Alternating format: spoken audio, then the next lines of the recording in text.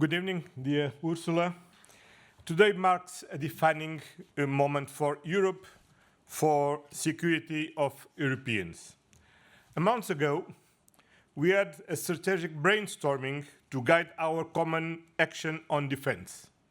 And today, we are delivering, and we are moving decisively towards a strong and more sovereign Europe of defense. Since 2022 in Versailles, we have been assuming greater responsibility for our defense. But today, we have decided to aim much higher, guided by a new sense of urgency.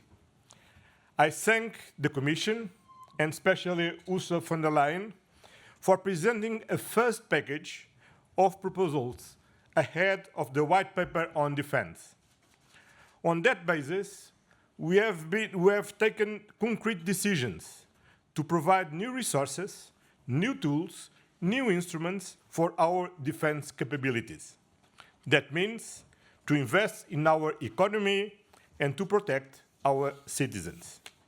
First, we have decided to invest in priority areas already defined by the European Defence Agency, reflecting the lessons learned from the war in Ukraine and in full coherence with NATO.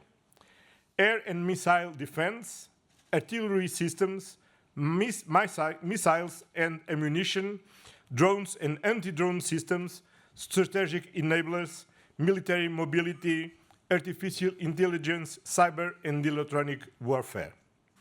Second, we have decided to mobilize additional public and private funds for our defense. We will create a new European instrument up to 150 billion euros to support member states in boosting the defense capabilities that are urgently needed. On top of that, leaders were today that we need flexibility within the Stability and Growth Pact, because member states will invest much more in defense, and our common fiscal rules need to allow them to do so in a sustained and sustainable way. Flexibility in channeling existing European funds to defense will also be important for those member states that choose to do so. Also, the European Investment Bank's initiative to broaden its mandate for more loans to the defense sector will improve access to private financing and have a positive effect on private banks. Third, we decided to invest better and more efficiently together with joint procurement through standardization and simplification. Our decisions today send a clear message. We are putting our money where our mouth is. We are delivering on what we promised: to build our deterrence, to strengthen the security of our citizens, and in the process, to boost Europe's competitiveness and our technological and industrial base.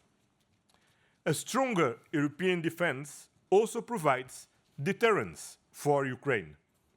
Our efforts to strengthen European defense will also benefit Ukraine, because Ukraine security is at the core of Europe's security.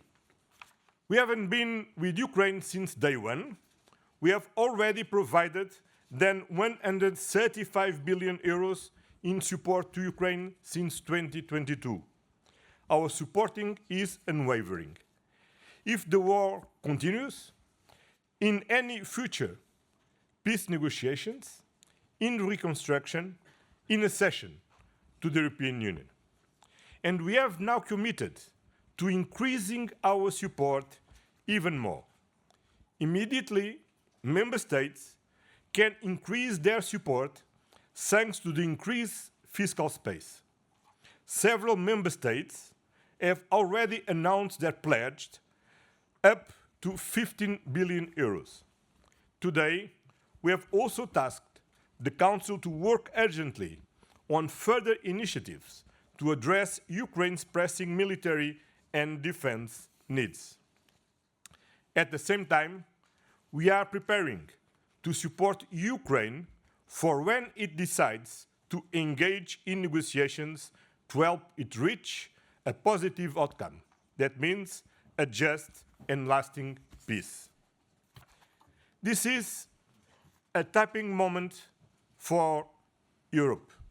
And today, we have shown that the European Union is rising to the challenge, building the Europe of defense and standing with Ukraine shoulder to shoulder.